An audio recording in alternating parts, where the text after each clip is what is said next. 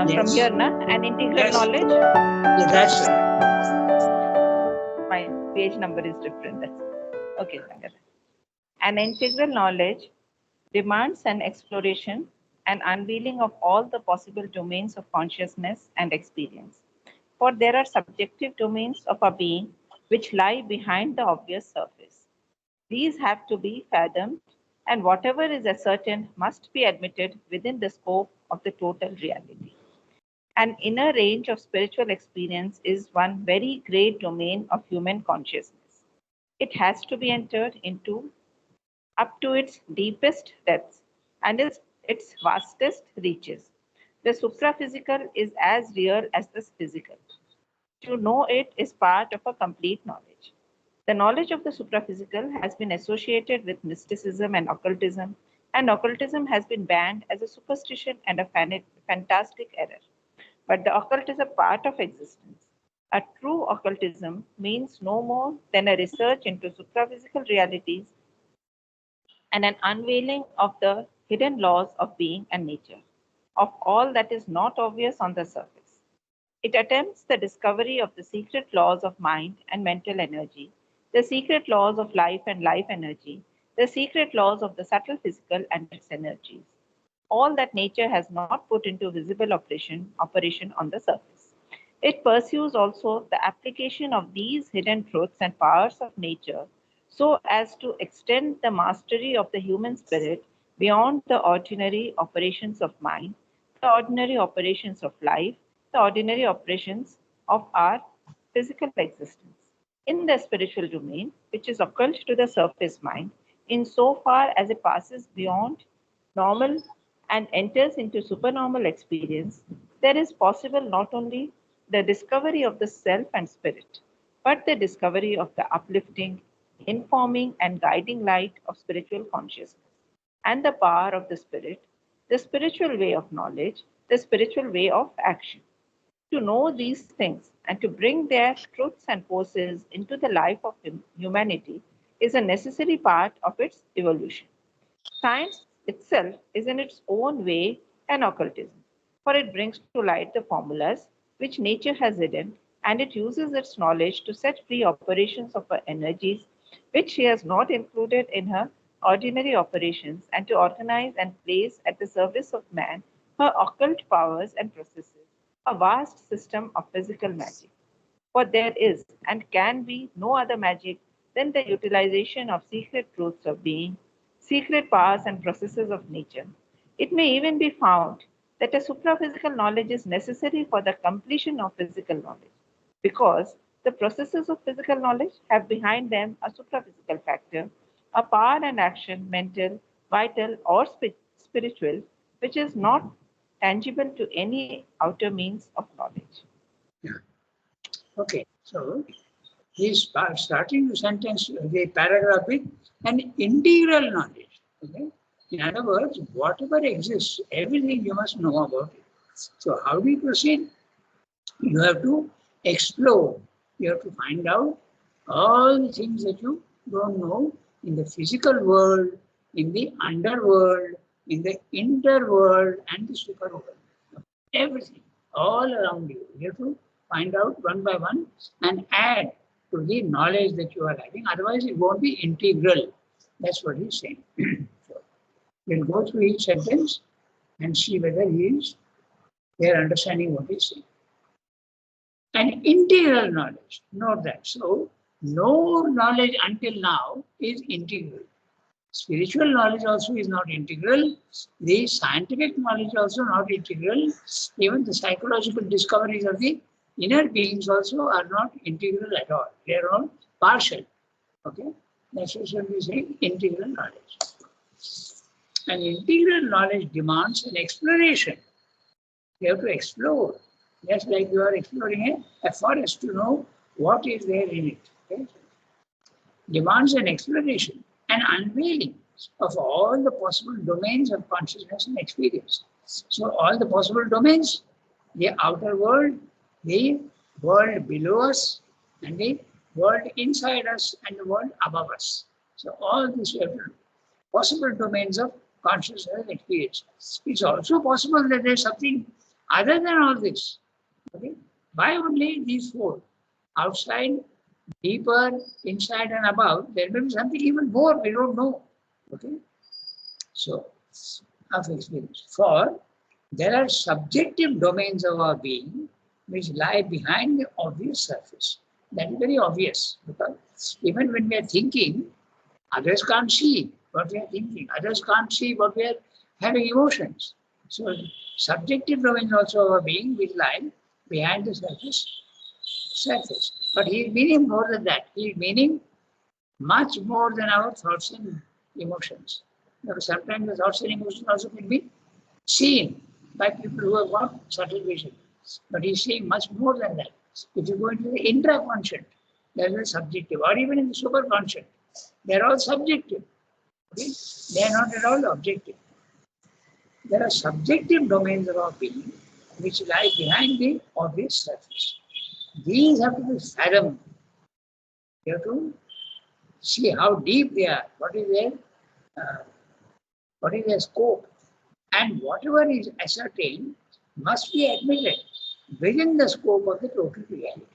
So all these, after exploring, you have to add to the knowledge that you are trying to find out the total knowledge. An inner range of spiritual experience is one very great domain of human consciousness.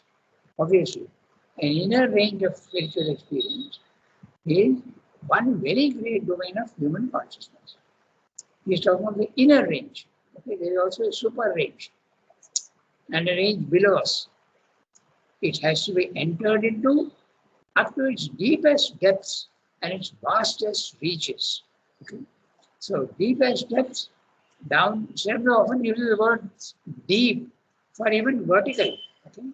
It's a little odd, but he uses that because you go deeper and deeper into the secrets of the spiritual experiences. Master reaches, he is meaning horizontally.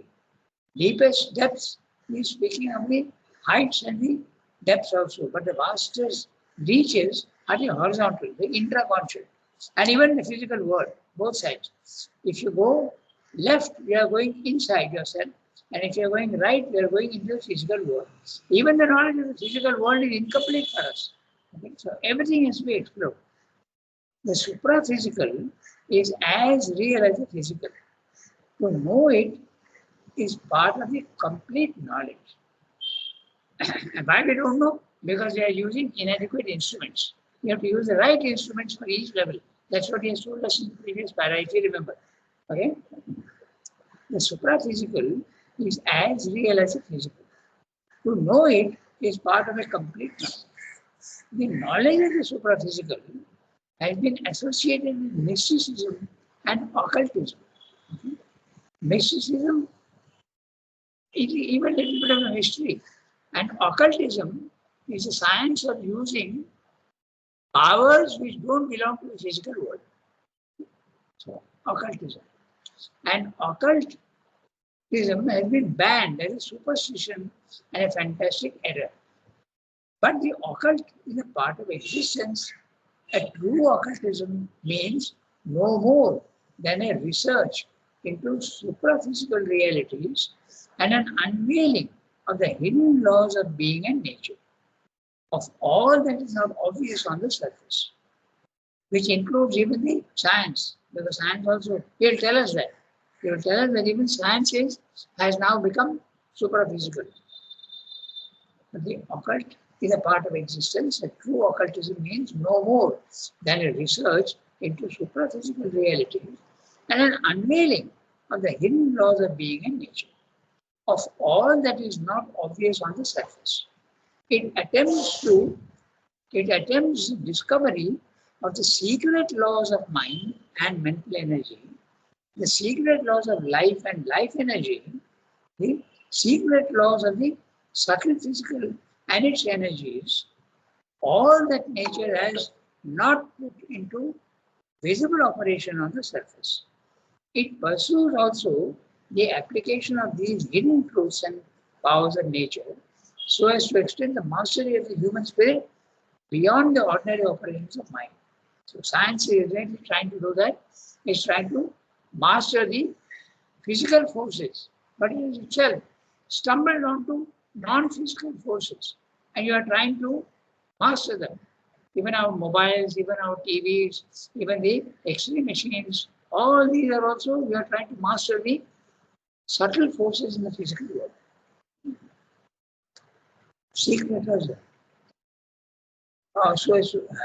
so as to extend the mastery of the human spirit beyond the normal operation, beyond the ordinary operations of mind, the ordinary operations of life, the ordinary operations of physical existence. In the spiritual domain, normally when you speak of the spiritual domain, it's above the mind. Okay? But it also includes the inside, the horizontally going into the intraconscious. That also is spiritual. But normally when you speak of spirituality, it is rising beyond the mind upwards, vertical climb.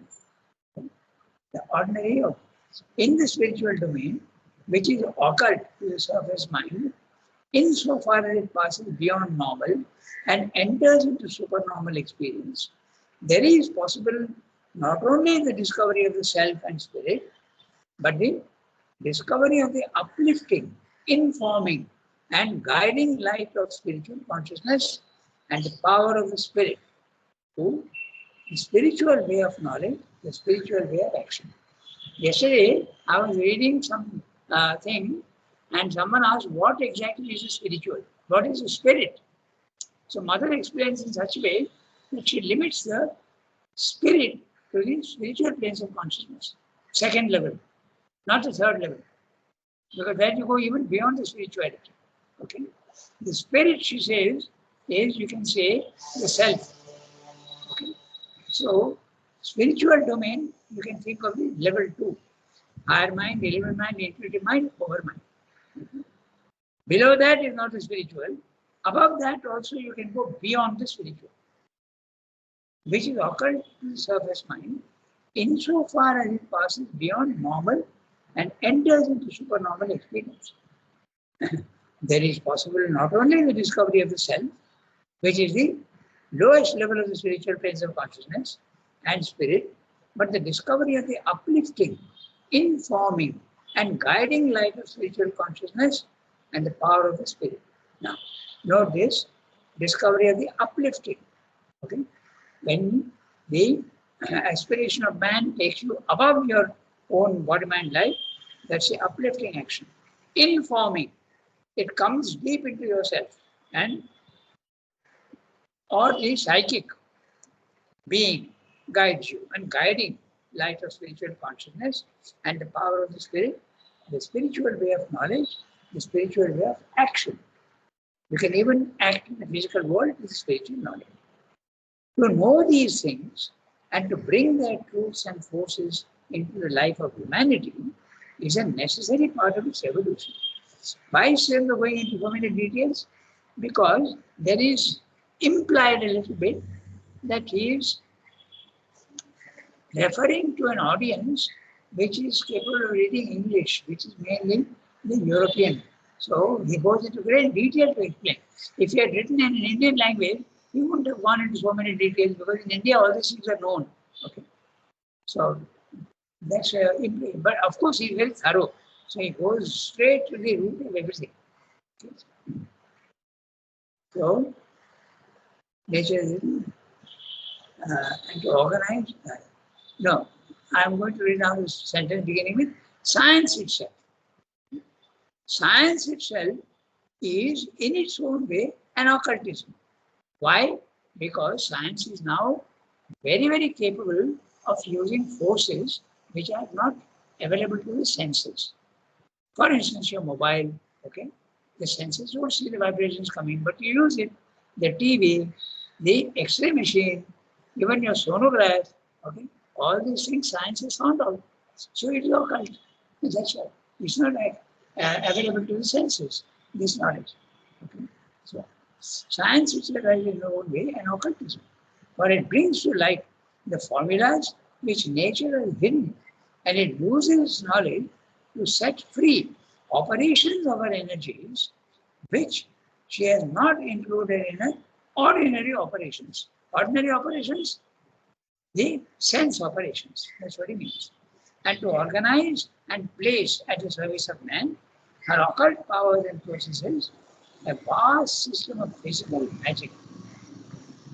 For there is and can be no other magic than the utilization of secret truths of being, secret powers and processes of nature. There's no magic actually, because you're just discovering what remains and you're using. But to the sense knowledge, it appears like a magic.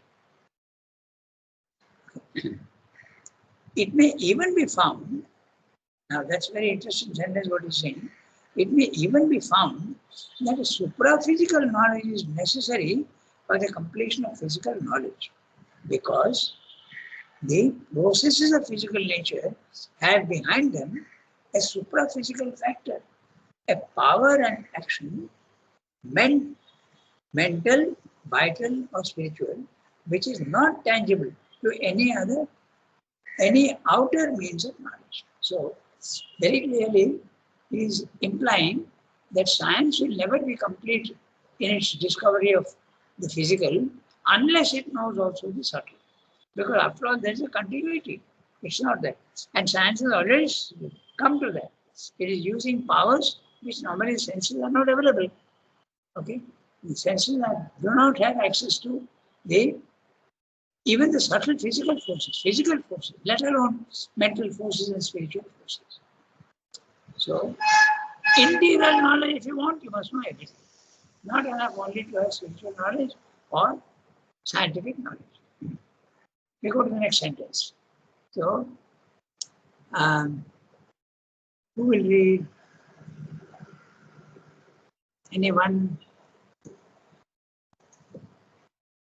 We need a. Can I I read? can read you all. Yes. I think. Yasmin, you have the text? Yes, please. Go ahead. All insistence.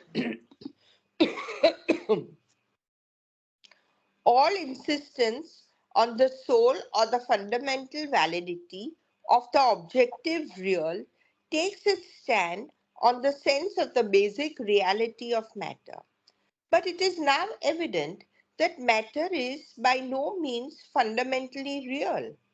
It is a structure of energy. It is becoming even a little doubtful whether the acts and creations of this energy itself are explicable except as the motion of power of a secret mind or consciousness, of which its processes and steps of structure are the formulas. It is therefore no longer possible to take matter as the sole reality. The material interpretation of existence was the result of an exclusive concentration, a preoccupation with one movement of existence. Such as exclusive concentration has its utility and is therefore permissible. In recent times, it has justified itself by the many immense and the innumerable minute discoveries of physical science. But a solution of the whole problem of existence cannot be based on an exclusive one-sided knowledge. We must know not only what matter is and what are its processes, but what mind and life are and what are their processes. One must know also spirit and soul and all that is behind the material surface. Only then can we have a knowledge sufficiently integral for a solution of the problem.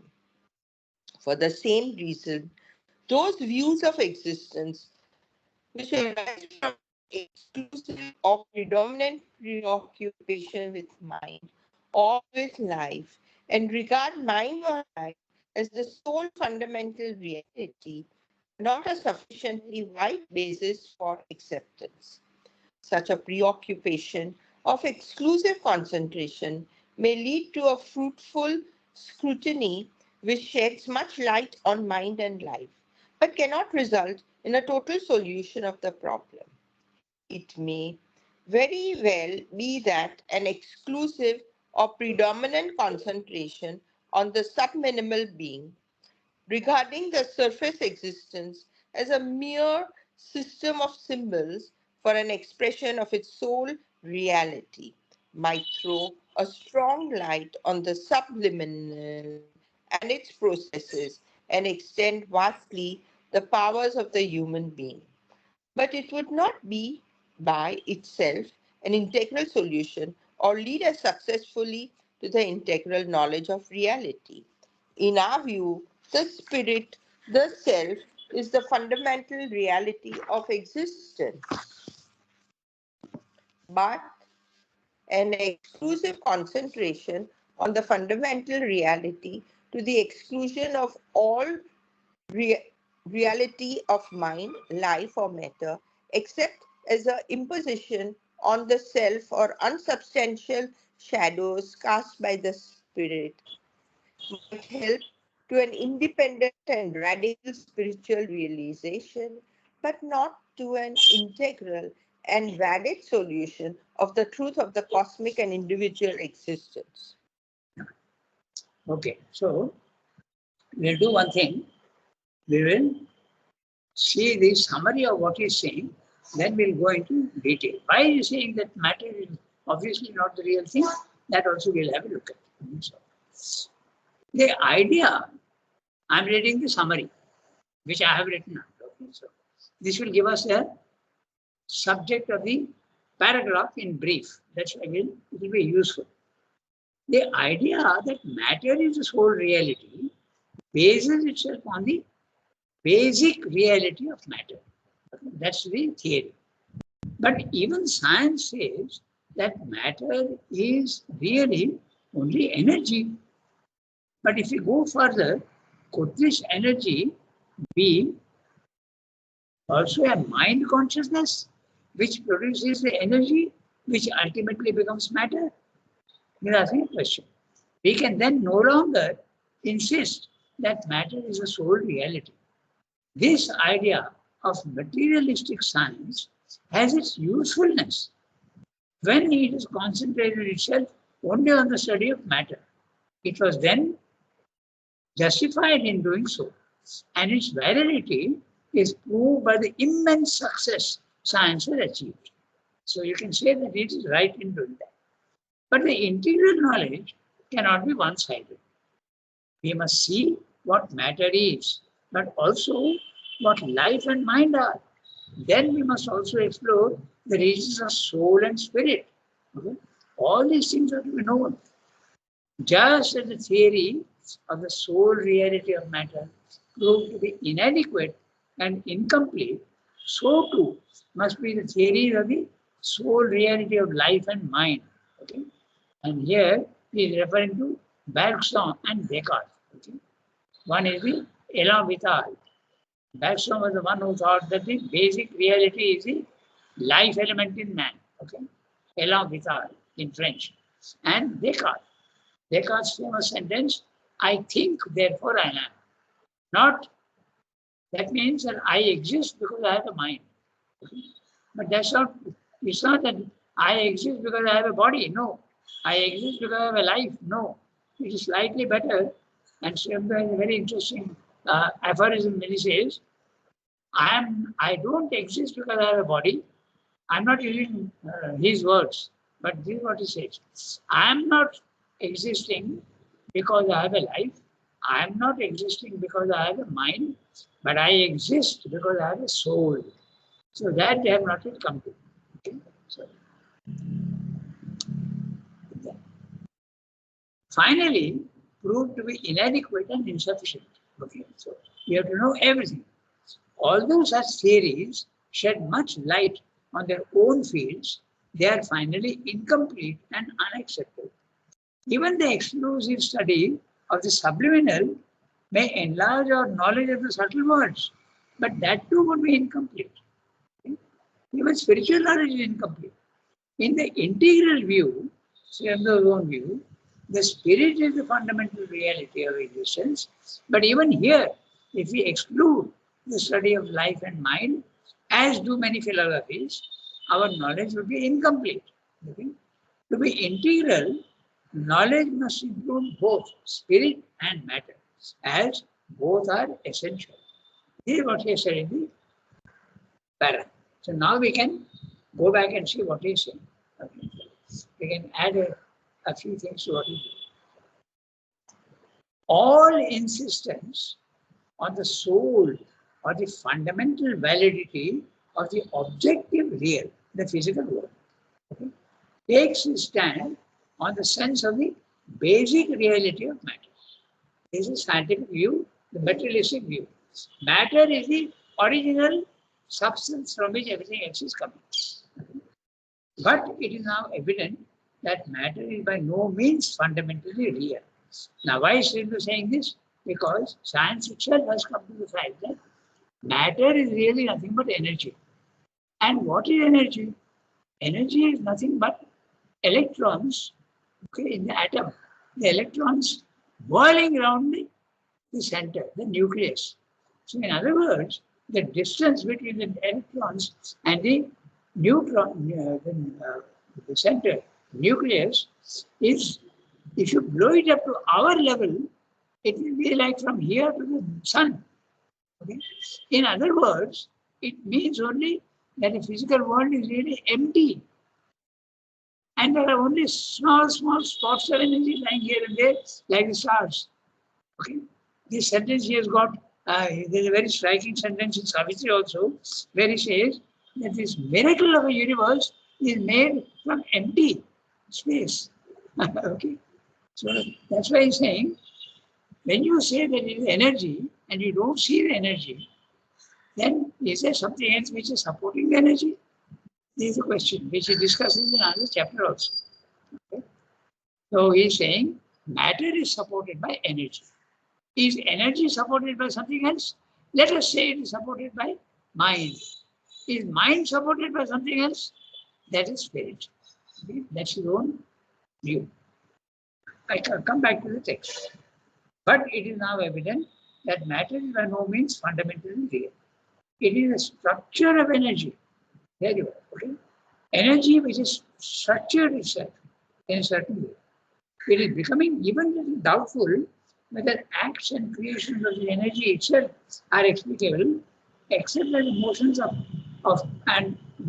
power of a secret mind or consciousness, of which its processes and steps of searching are the formulas.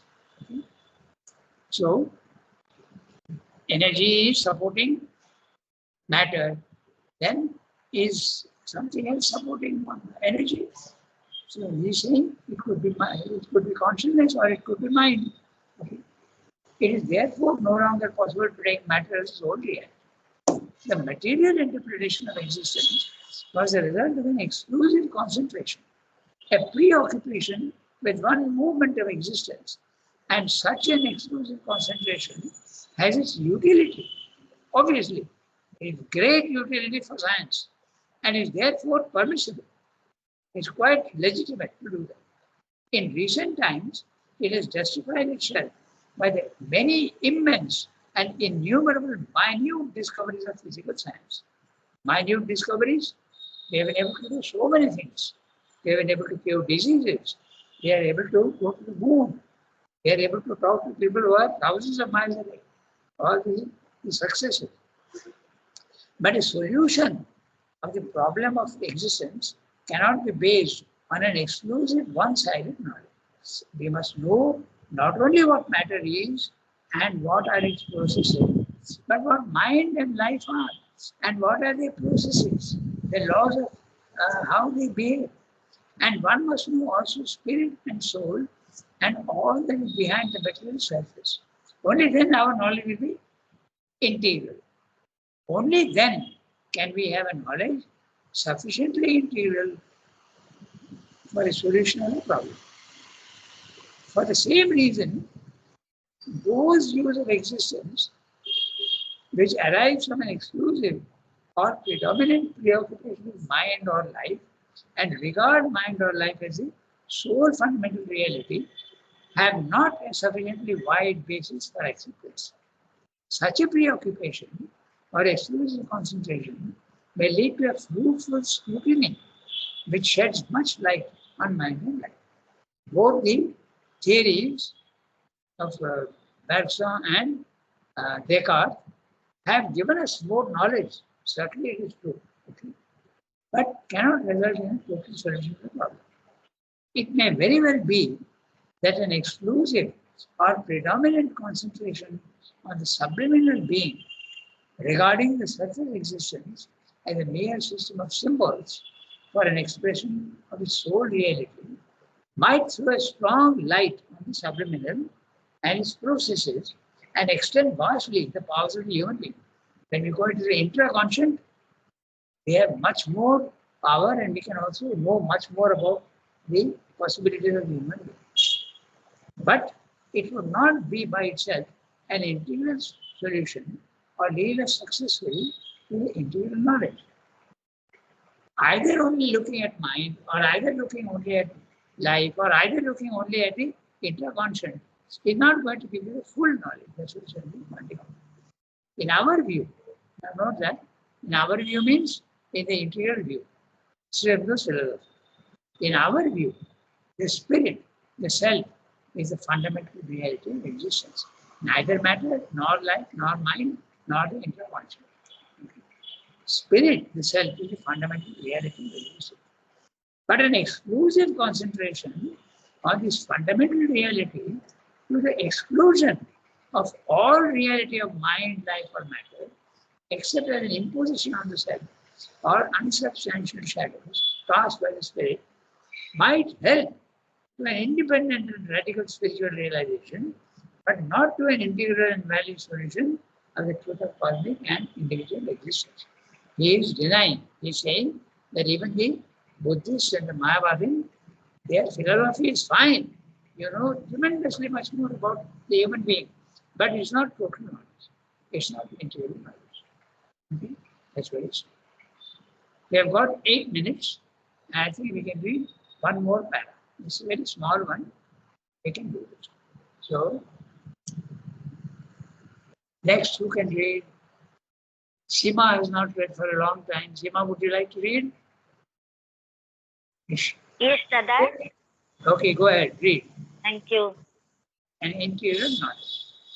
An integral knowledge then must be a knowledge of the truth of all sides of existence, both separately and in the relation of each to all, and the relation of all to the truth of the spirit. Our present state is an ignorance and a many-sided seeking.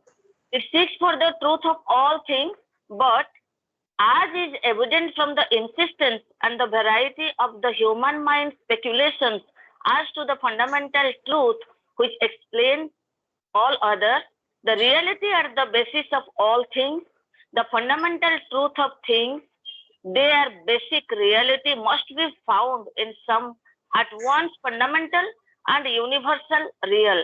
It is that which, once discovered, must embrace and explain all. For that being known, all will be known. The fundamental real must necessarily be and contain the truth of all existence, the truth of the individual, the truth of the universe, the truth of all that is beyond the universe. The mind, in seeking for such a reality and testing each thing from matter of what to see, if that might not be it, has not proceeded on a wrong intuition. All that is necessary is to carry the inquiry to its end and taste the highest and ultimate levels of experience. So, here what he's saying, they total. Only if you concentrate on the physical or the mental or the vital or even the spiritual, it does not give you the whole knowledge of the everything. So you have to go to the spirit. You have to go to a place where if you know that, then everything will be known. That being known, all will be known. That is the ultimate integral knowledge. This is a quotation from the Upanishads. It says, Sarvam Vijjate, Yasmin Vijjate, Sarvam Vijjatam. That which when it is known, everything else is known. Okay, so that's what he's saying. And we have 5 minutes, so I'll just read out the summary. Okay. So, the integral knowledge must be one that includes all aspects of the truth of existence, each thing individually must be known fully. Every relation between all things must be known fully. The relation, sorry, the relation between all these individual things and the spirit must be fully known. The relation of the cosmos and the spirit must be known fully. In other words, the knowledge of the individual, the cosmic, the transcendent, is what is meant by the integral knowledge. The Upanishad says, Yasmin Vijjate Sarvam Vijjatam. That being known, all is known. So the mind of man, starting from matter and testing his knowledge by verification, experimentation, and repeatability, is not wrong. He has a right intuition. But now it remains to continue the process and push on to other fields beyond the material. He must explore also life, mind, and the spirit. That's what Chandra is saying in the fact. He has to explore everything. Only then knowledge will be complete. Okay? Now, we can go back to it's a very small part. An integral knowledge then must be a knowledge of the truth of all sides of existence. Inwards, outwards, below, inside, and above. Everything you must know. Both separately and in the relation of each to all and the relation of all to the truth of the spirit. Okay. Our present state is in ignorance and a many-sided seeking. We are seeking outwardly, that's science. We are seeking inwardly, that is occultism. We are seeking above, vertically, and that is spiritual knowledge.